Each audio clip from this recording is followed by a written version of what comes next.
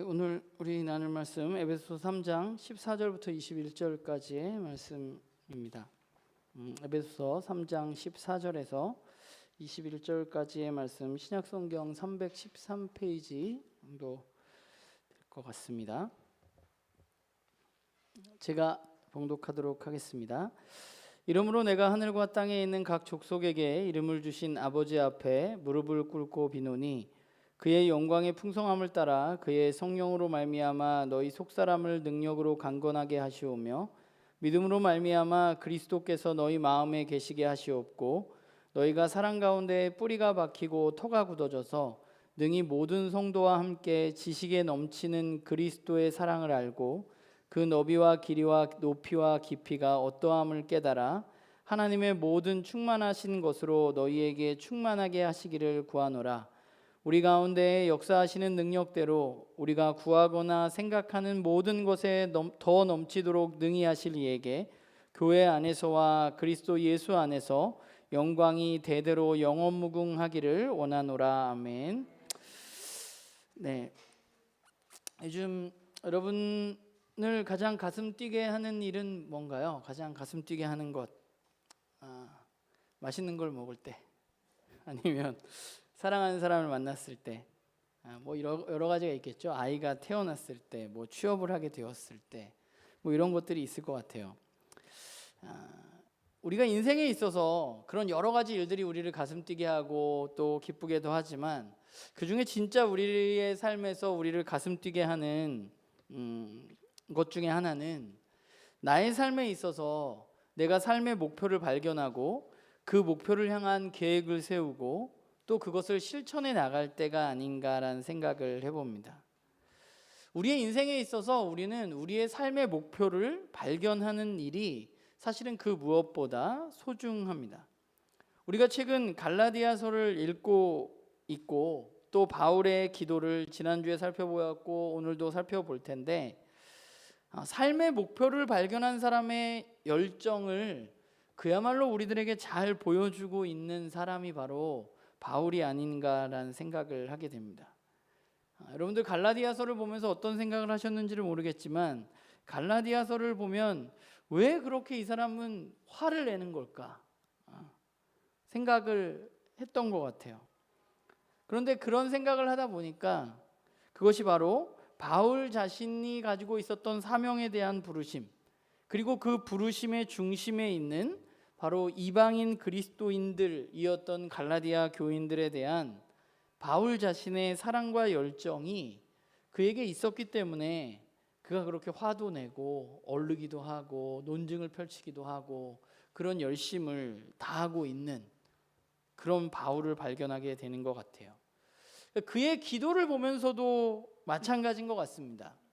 그의 기도를 보면 무언가 열정이, 무언가 가슴 뛰는 그런 마음이, 이 바울이 이걸 어떻게 기도했을까 생각하면 그가 정말 열정을 다해서 가슴 뛰는 마음으로 기도했을 것 같다는 생각을 하게 돼요.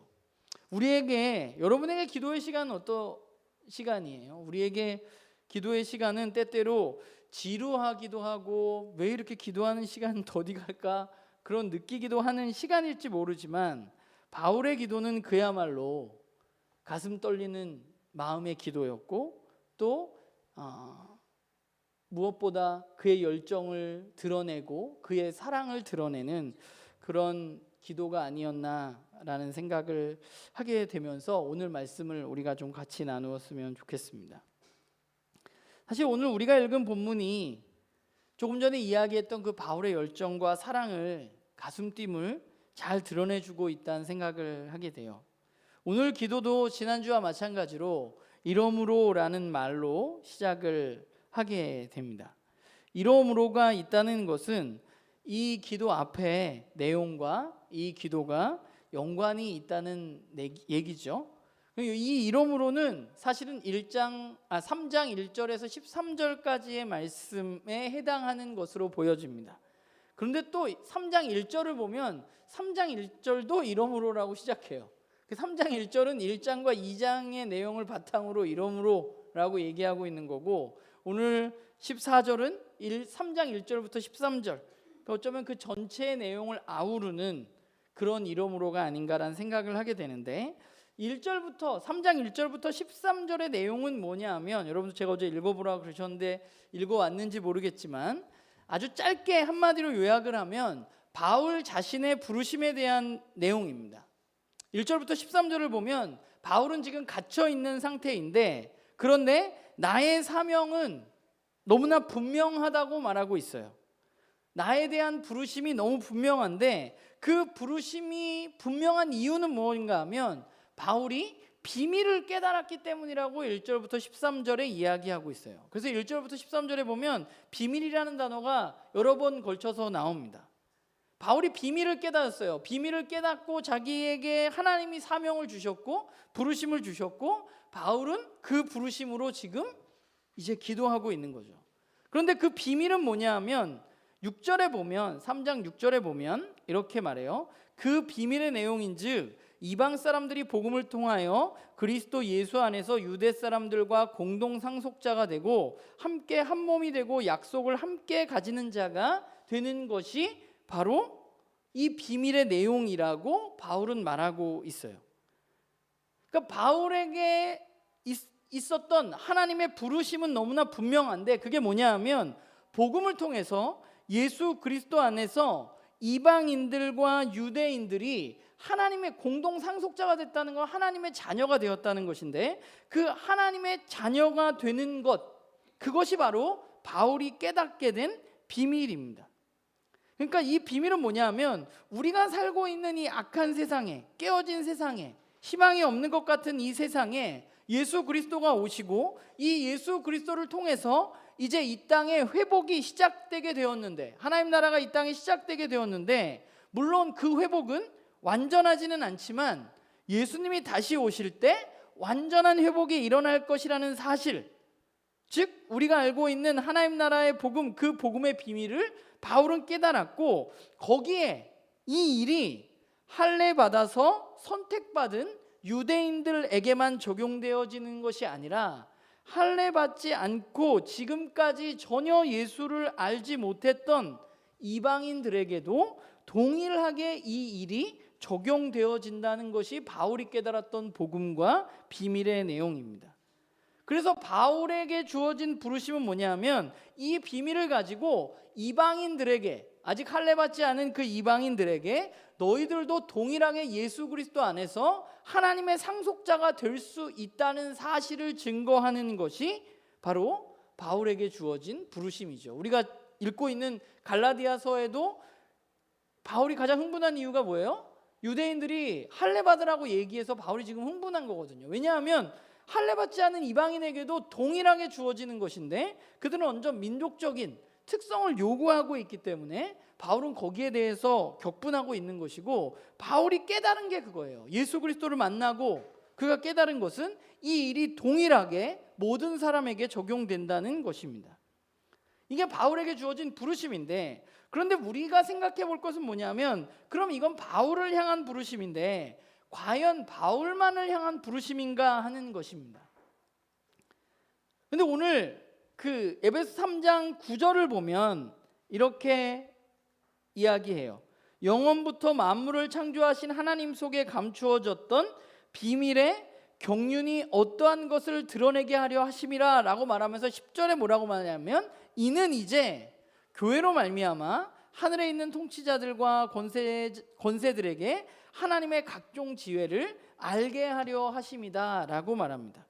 그러니까 9절 10절을 보면 이 바울에게 주어졌던 부르심은 바울에게만 주어진 것이 아니라 이제 그 비밀을 알게 된 교회 그리스도인들의 공동체에도 동일하게 주어진 사명이라는 것을 우리는 알 수 있는 거죠.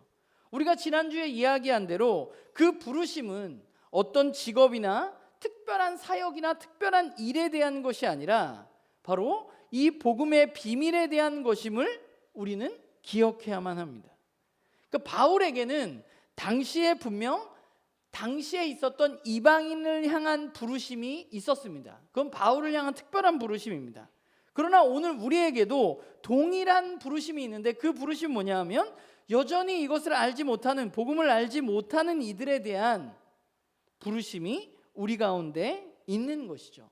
우리는 이미 시작된 하나님 나라 예수 그리스도를 통해서 이 땅의 회복에 동참하고 있는 그런 교회라는 사실, 그 사실을 우리가 올바로 깨닫게 된다면 우리는 그 부르심에 합당한 삶을 살아갈 수밖에 없는 것이죠. 왜냐하면 그렇게 부르심을 받은 사람들의 삶의 목표가 그것이기 때문에 그래요. 예수 그리스도에 의해서 시작된 이 땅에 깨어진 이 땅에 대한 회복이 오늘 이제 그리스도 안에 있는 저와 여러분을 통해서 그 일이 일어나고 있고, 하나님은 저와 여러분을 우리가 그냥 예수님이 이 땅에 오셔서 우리가 예수님 믿고 구원받고 천국 가는 게 아니라 오늘 이 땅에 우리가 살아가면서 깨어진 이 세상을 예수님으로부터 시작된 그 회복을 저와 여러분을 통해서 이루어 가기를 위한 부르심이 저와 여러분에게 있는 것이죠.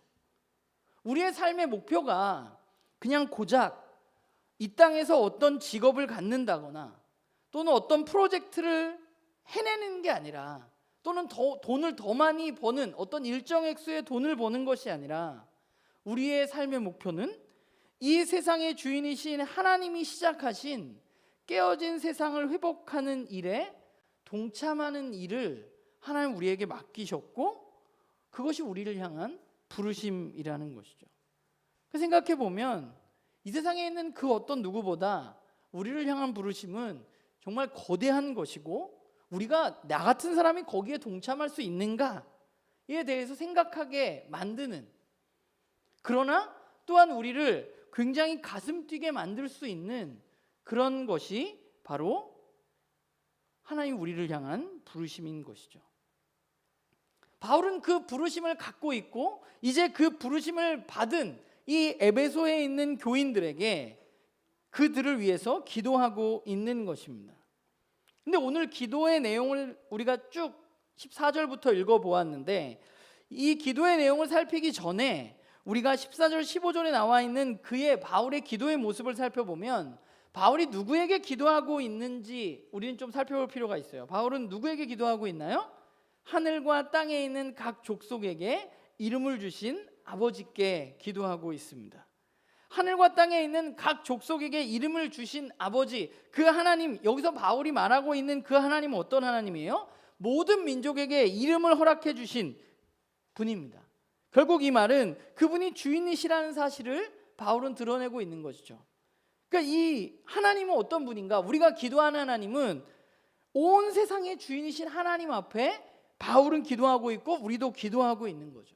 우리는 누구에게 기도하냐? 우리가 기도하는 그 기도의 대상이 이 땅에 있는 어떤 잡심들에게 하는 것이 아니라, 그냥 내 삶이 어떻게 될지 그냥 미래의 일을 조금 더 잘 알려주는 그런 신이 아니라, 우리가 오늘 찬양했듯이 지금도 살아계시고 온 세상의 주인이시며 이 땅의 회복을 꿈꾸시는 그 온 이 세상의 주인이신 하나님께 우리는 기도하고 있는 것입니다.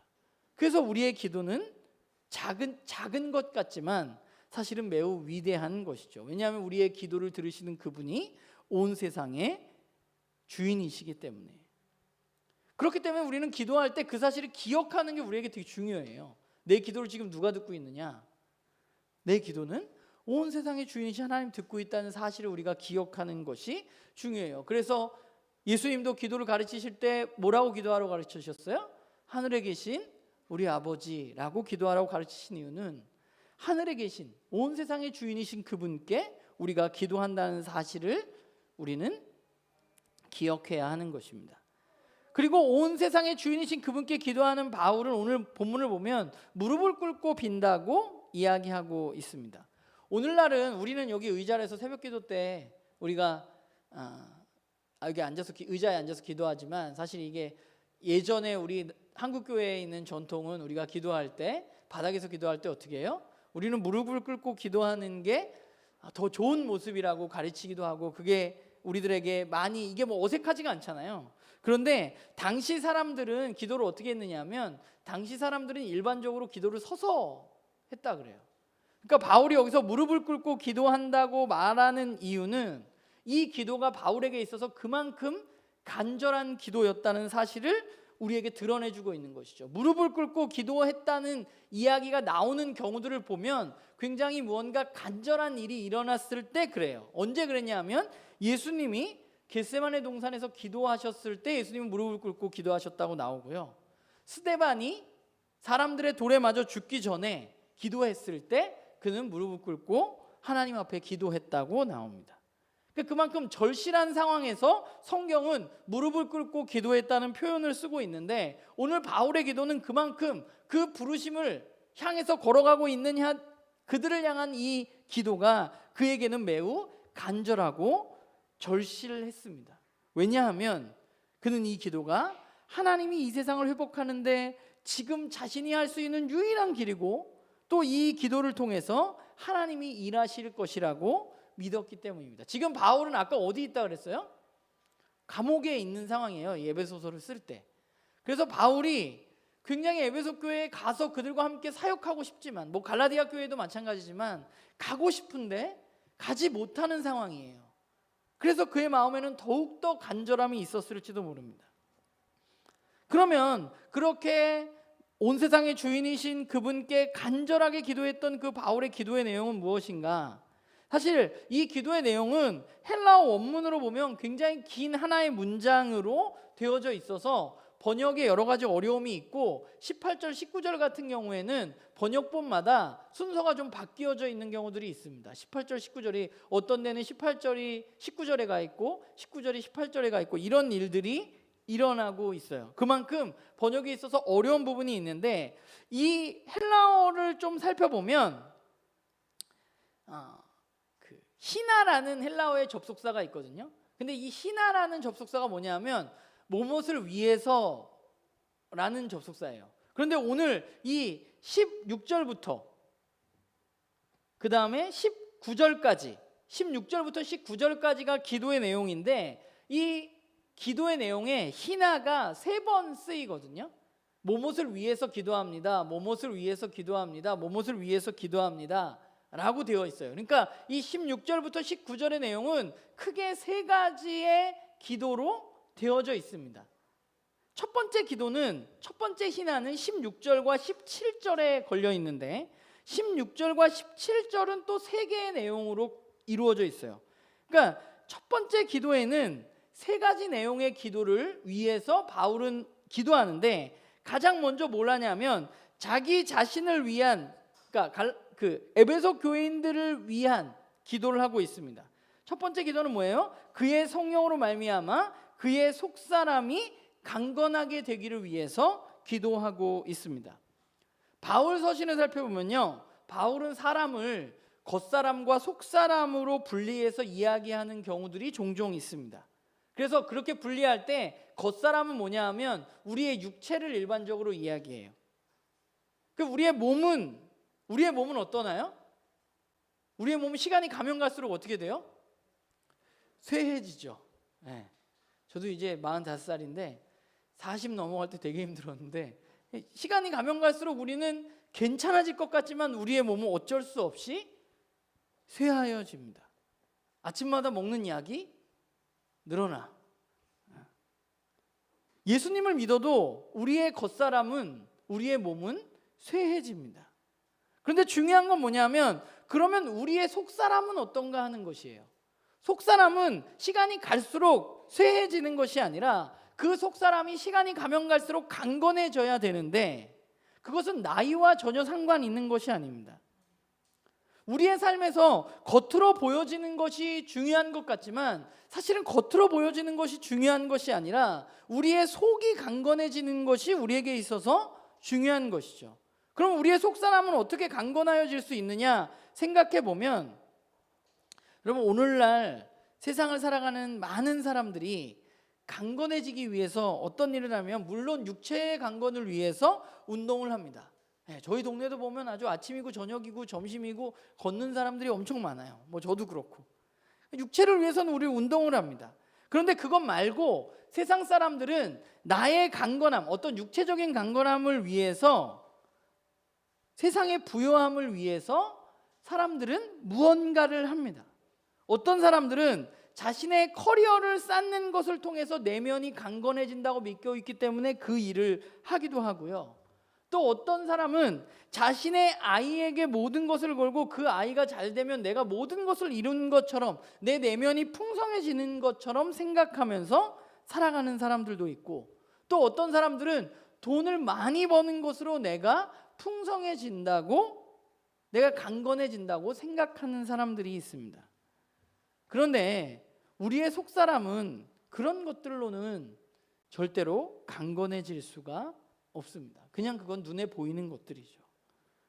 바울은 오늘 뭐라고 이야기하냐면, 오직 하나님의 영광의 풍성함을 따라서 우리의 속사람이 그분의 능력으로 강건하게 될 수 있다고 말하고 있어요.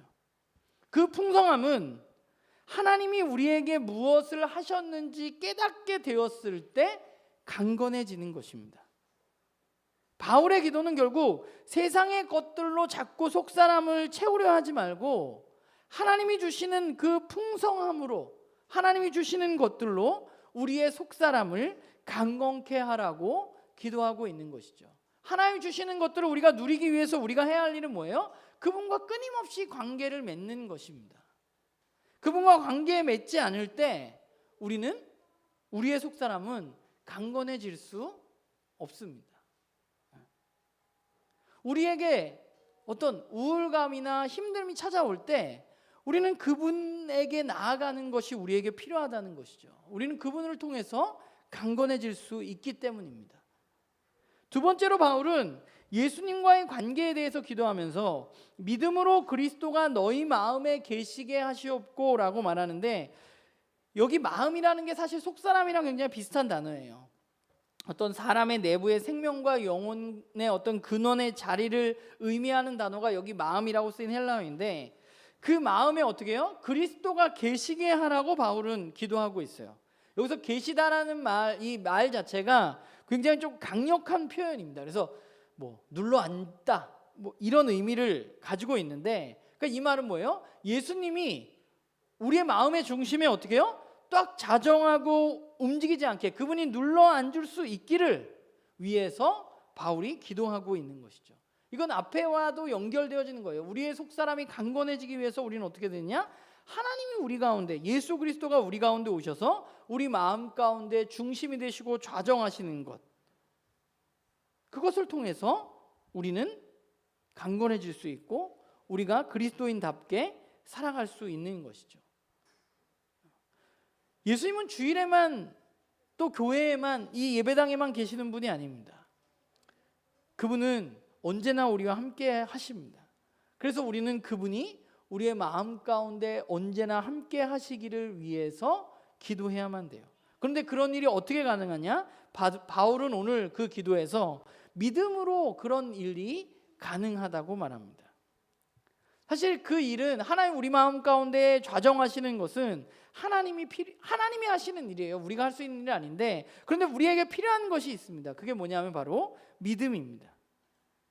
왜냐하면 믿음이라는 것은 하나님께서 하시고자 하시는 일을 전인격적으로 받아들이는 것이기 때문에, 우리 속에 하나님께서 계시기를 원하신다는 사실을 우리가 알고 그분이 실제로 우리 가운데 머무실 수 있도록 우리는 그분을 믿음으로 받아들여야만 하고 그것을 누리면서 살아가야만 하는 것이죠. 언제? 우리의 매일의 삶 속에서 그래야만 하는 거예요. 그래서 우리는 매일 말씀을 읽고 매일 기도를 해야 하는 것입니다.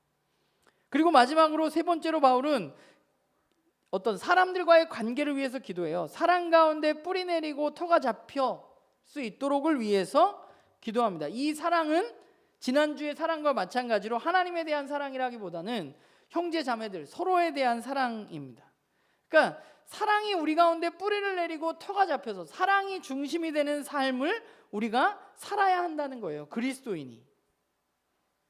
여러분, 그리스도인들은 다른 사람이 아니라 바로 사랑하는 사람들이어야만 합니다. 그리고 그 사랑은 우리가 많이 이야기했듯이 그냥 마음으로, 그냥 말로 하는 사랑이 아니라 진실하고 실천하고 그래야 하는 사랑이에요. 그래야 우리의 그 사랑이 우리 안에 뿌리 내릴 수 있는 것입니다.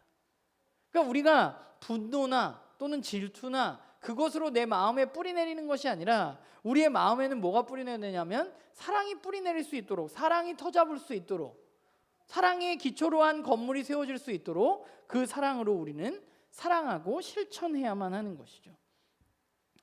이게 바울의 첫 번째 간구예요. 우리 안에 속사람이 강건해지고, 그리고 하나님 우리 가운데 머물러 계시고 사랑이 우리의 중심이 되고, 이것이 바울의 첫 번째 간구입니다. 그리고 그 뒤에 나온 두 번째 간구는 18절부터 19절 앞부분까지예요. 18절과 19절을 보면 18절이 뭐예요? 능히 모든 성도와 함께 지식에 넘치는 그리스도의 사랑을 알고 그 너비와 길이와 높이와 깊이가 어떠함을 깨달아. 여기까지가 이제 두 번째 간구인데, 여기 보면 그 사랑을 알고, 그리고 그 길이와 높이와 너비가 깨달아 라는 말이 나오는데, 알고 깨닫는다는 말을 바울은 연속해서 사용합니다. 그러니까 이 두 단어는 어떤 전인격적으로 하나님의 진리를 알아서 그것을 붙들어서 내 것이 되는 것을 말하는 거예요.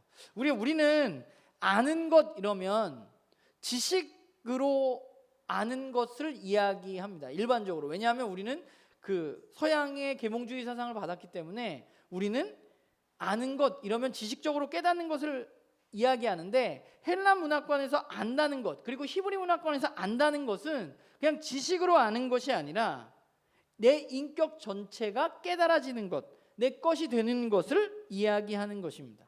그래서 구약에 안다라는 말로 쓰인 히브리어 야다라는 히브리어는 뭐 여러분 아시는 분들 있지만, 그 알미, 지식의 알미 아니라 그 야다가 원래 성관계를 한다는 뜻을 가지고 있거든요.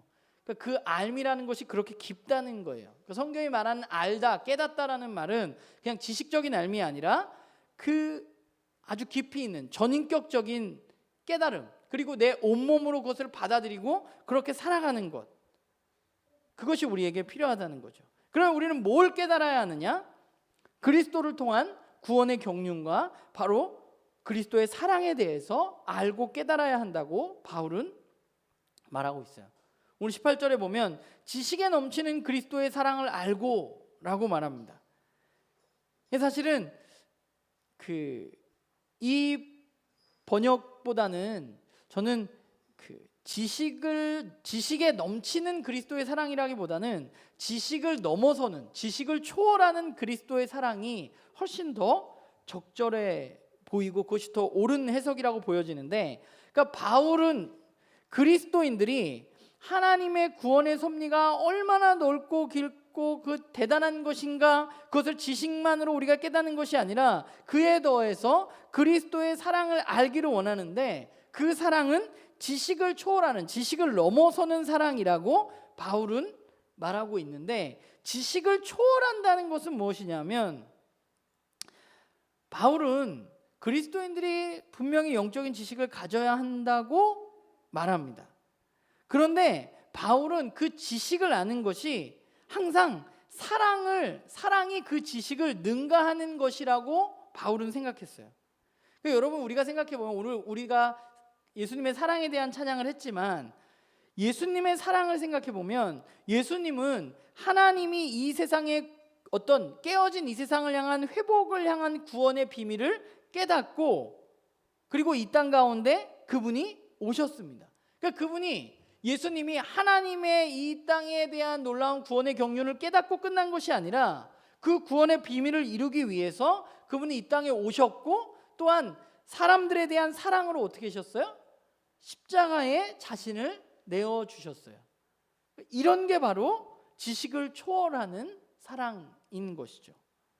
그러니까 구원의 비밀을 우리가 알고 끝나는 것이 아니라 우리의 부르심, 그렇지, 우리는 이 땅의 회복을 위해서 부르심을 받은 사람이지, 이렇게 우리가 부르심을 알고 끝나는 것이 아니라 그 구원의 비밀을 아는 지식에 우리에게 그리스도의 사랑이 더해져야만 하는 것이죠. 그것을 실제로 사랑으로 드러낼 수 있는 삶이 우리들 가운데 필요한 것입니다. 우리가 알고 있는 지식을 넘어서는, 초월하는 그 사랑이 저와 여러분에게 필요한 것이죠. 그리고 바울이 세 번째로 기도하고 있는 것은 이 두 번째 기도 제목인 최종 목적지가 바로 19절 후반절인데, 하나님의 모든 충만하신 것으로 너희에게 충만하게 하시기를 구하노라 라고 말합니다. 그러니까 궁극적으로 바울은 우리가 하나님의 충만함으로 충만해지기를 이야기하고 있어요. 기도하고 있어요. 그러니까 하나님의 충만으로 충만해진다, 이 말이 우리나라 말은 굉장히 어려운데 그건 뭐냐?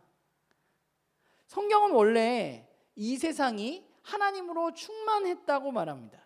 그런데 문제는 죄로 인해서 그 충만함이 깨어지고 우리는 그 충만함을 볼 수 없게 되었다는 거예요. 그래서 우리에게는 깨어진 세상이 보이고 거기에 충만하게 거하시는 하나님의 영광을 우리는 원래 볼 수 없습니다.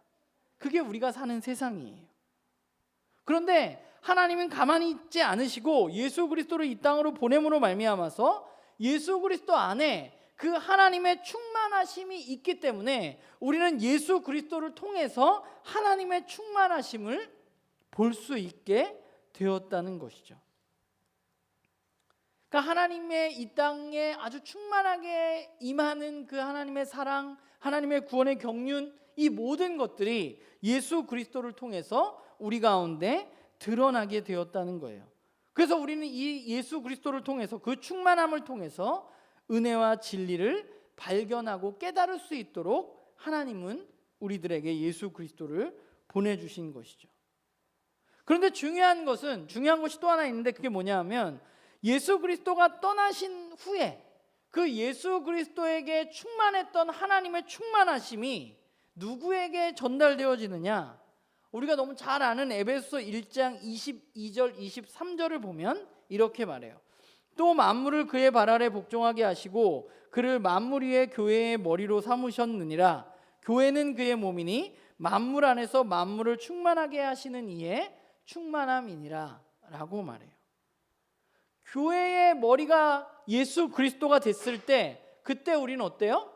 우리 안에 그 하나님의 충만하심이 머물게 되어지는 것이죠. 그러니까 예수 그리스도께서 이 땅 가운데서 하신 일은 자신이 머리가 되는 교회를 세우셔서 그 교회를 통해서 만물이 충만하게 되는 것, 깨어진 이 세상이 하나님의 원래의 충만하심으로 회복되어지는 일을 바로 교회에게 맡기신 것입니다. 저와 여러분이 이루고 있는 이 교회가 그런 일을 해야만 하는 곳이라는 사실을 우리는 잊지 말아야 돼요. 바울은 그걸 위해서 기도하고 있는 거예요. 에베소 교회가 그런 하나님의 충만함으로 충만해져서 그 예수 그리스도의 이 땅에서 우리에게 맡겨진 사명을 잘 감당할 수 있기를 바란다라고 기도하고 있습니다. 그런데 바울이 이렇게 기도하면서 약간 흥분했던 것 같아요. 너무 이 기도에 충만해져서, 그래서 20절 21절은 그 기도하자마자 깊은 찬양을 하나님 앞에 드리고 있는 거예요. 기도를 하다가 하나님을 찬양하고 있는 거예요. 가슴이 뛰어서 그에게는 하나님을 찬양하지 않을 수 없는 상황이었던 것 같아요. 그래서 20절 22절에 그는 말할 수 없는 정말 감격으로 하나님께 찬양하고 있죠. 그 찬양의 내용은 뭐예요? 우리 가운데 역사하시는 능력대로 우리가 구하거나 생각하는 모든 것에 더 넘치도록 능히 하실 이에게 교회 안에서와 그리스도 예수 안에서 영광이 되도록 영원 무궁하기를 원합니다 라고 하나님을 찬양하는 거죠. 바울이 알고 있는 하나님은 어떤 분이에요? 우리가 구하거나 생각하는 모든 것보다 더 넘치도록 능히 하실 수 있는 분이 바로 하나님이심을 그가 알고 있었고, 그 하나님을 지금 노래하고 있는 거예요. 당신은 그런 분입니다.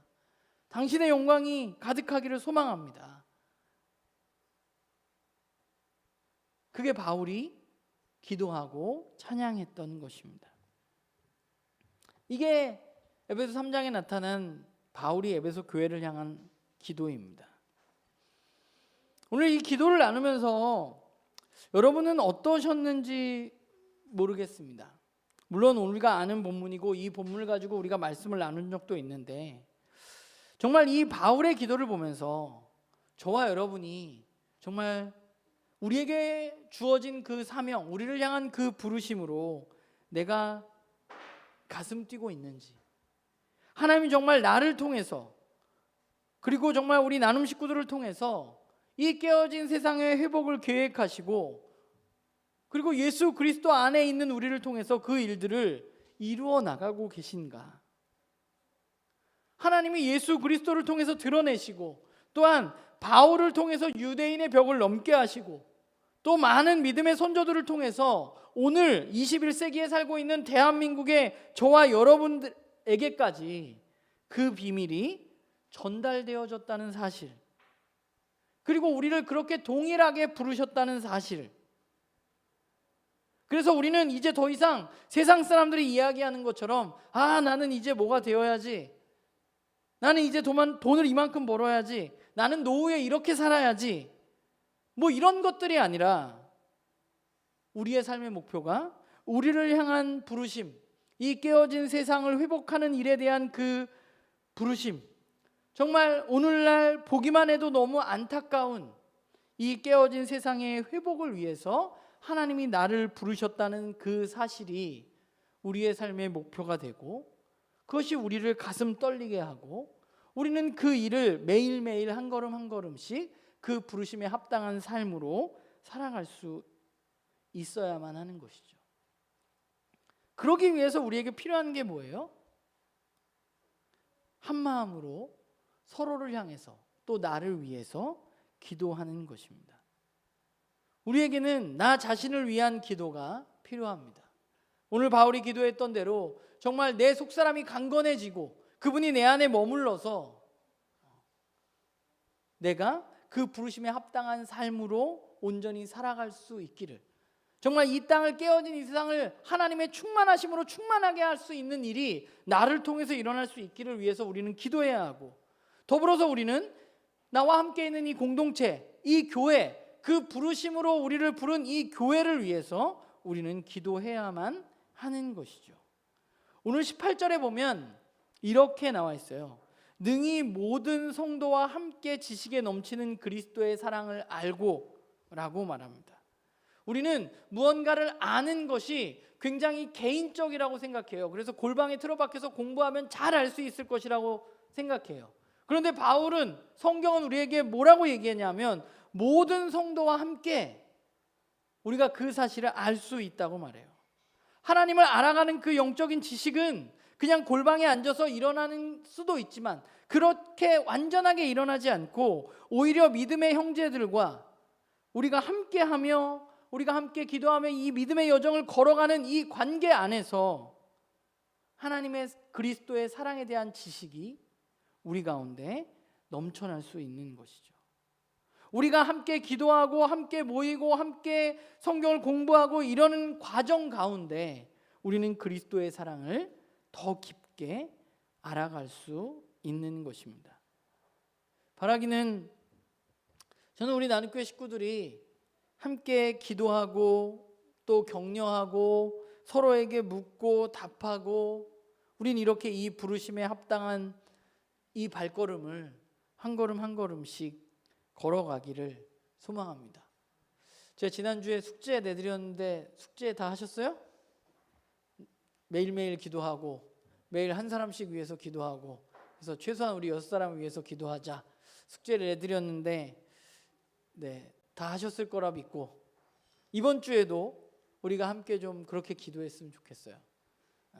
이번 주에는 지난주에 기도하지 않은 사람들을 위해서 하루에 한 사람씩, 생각나는 사람들을 위해서 기도합시다. 기도의 내용은 우리가 오늘 나누었던 이 바울의 에베소 교회를 향한 기도의 제목을, 오늘 말씀을 좀 되뇌이고 이 성경 본문을 우리가 읽으면서 주님, 제가 또 이 지체가 정말 그리스도의 사랑을 넘치도록 아는, 그래서 그 하나님의 충만하심이 이 지체 가운데, 나에게, 우리 공동체 가운데 넘쳐나서,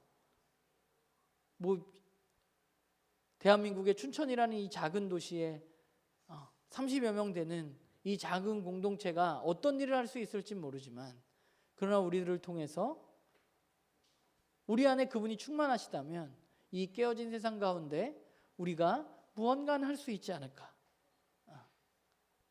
우리는 그 일을 알지 못하지만 하나님께서 그 일을 이루실 것을 기대하고 우리가 그렇게 함께 기도하는 그런 우리 모두가 되기를 주님의 이름으로 부탁을 드립니다. 기도하겠습니다.